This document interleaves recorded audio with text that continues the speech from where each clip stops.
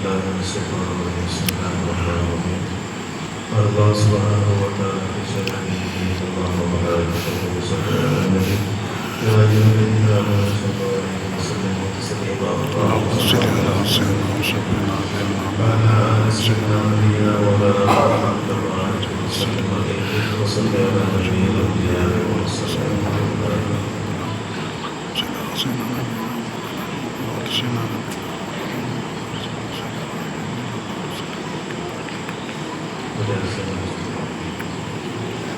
Alhamdulillah, Allah subhanahu wa ta'ala ലോകത്തുകളുടെ ഏറ്റവും മുത്തവരായ അതോടുകൂടെ മുസ്ലിമാക്കി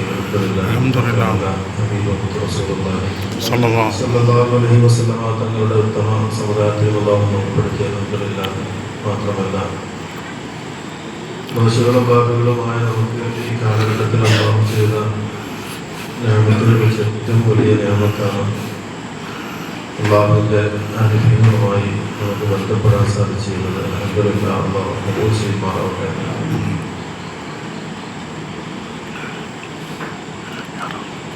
എല്ലാ മാസവും കടന്നു വരുന്ന പ്രധാനപ്പെട്ട മഹാനവറുകളുടെ മാസാന്ത പ്രാർത്ഥനയും അതിനോടനുബന്ധമായി നടത്തപ്പെടുന്ന പ്രധാനപ്പെട്ട ഹസനുകളുടെ റോസിലാണ് നമ്മളുള്ളത്.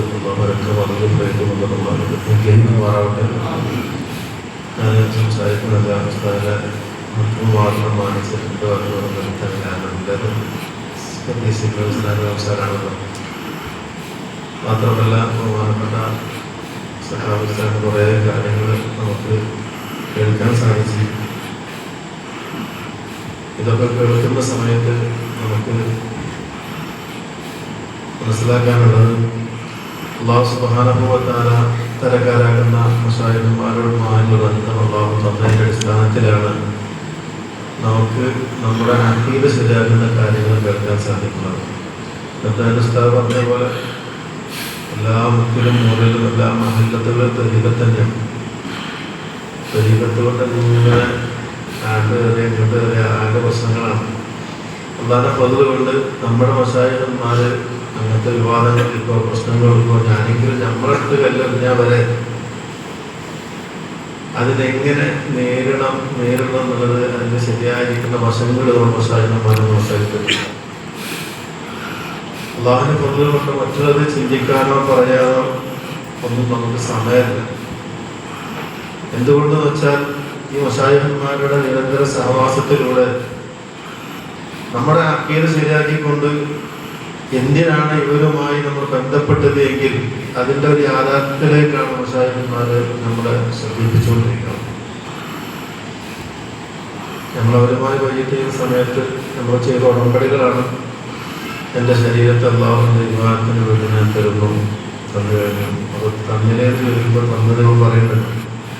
എൻ്റെ കൽബിന് അല്ലാഹുവിൻ്റെ ഫിക്റിന് വേണ്ടി ഞാൻ തരുന്നു, തന്നു കഴിഞ്ഞു. എൻ്റെ റൂഹിന് അല്ലാഹുവിൻ്റെ ഇഷ്ക്, മഹബത്ത്, ദർശനം ഇതിനൊക്കെ വേണ്ടി തരുന്നു. ഇങ്ങനെ കുറേ ഉടമ്പടികൾ ഇവരുമായി നമ്മൾ നടത്തിയിട്ടുണ്ട്.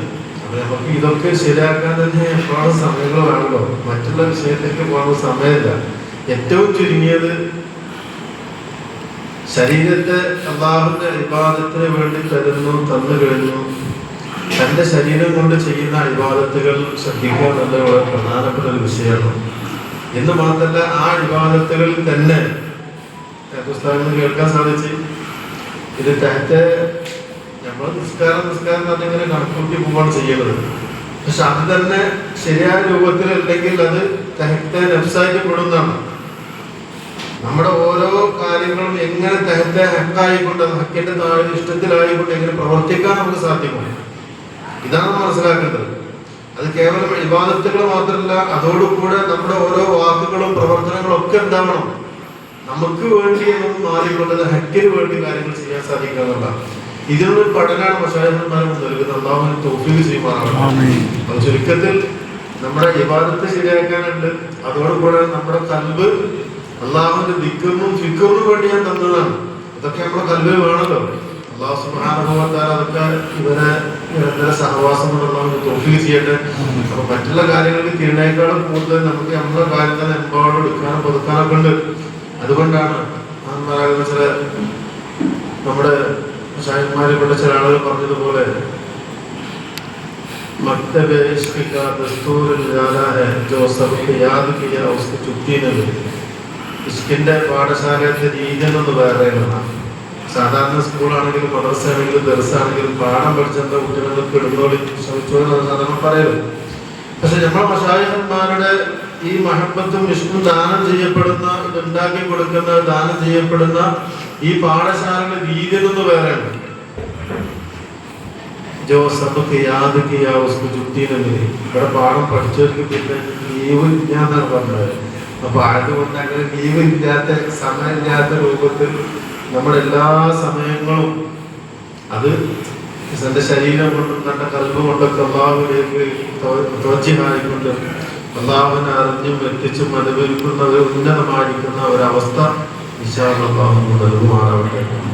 മഹാന്മാരാകുന്ന ഹസന് സല്ലല്ലാഹു തആല അൻഹു അവരുടെ പ്രത്യേകം മറന്നുകൊണ്ടും കഴിവുകൊണ്ടും അനുഗ്രഹിക്കുമാറാവട്ടെ. ബഹുമാനപ്പെട്ട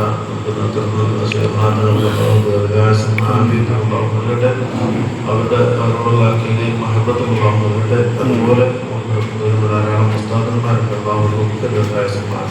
നൽകട്ടെ. നമുക്ക് ഈ വഴിയിൽ ശരിയായിരിക്കുന്ന നമ്മുടെ സാഹിത്യമാരെ ആഗ്രഹിക്കുന്നത് പോലെ സഞ്ചരിക്കുന്ന തോന്നിക്കുന്നു.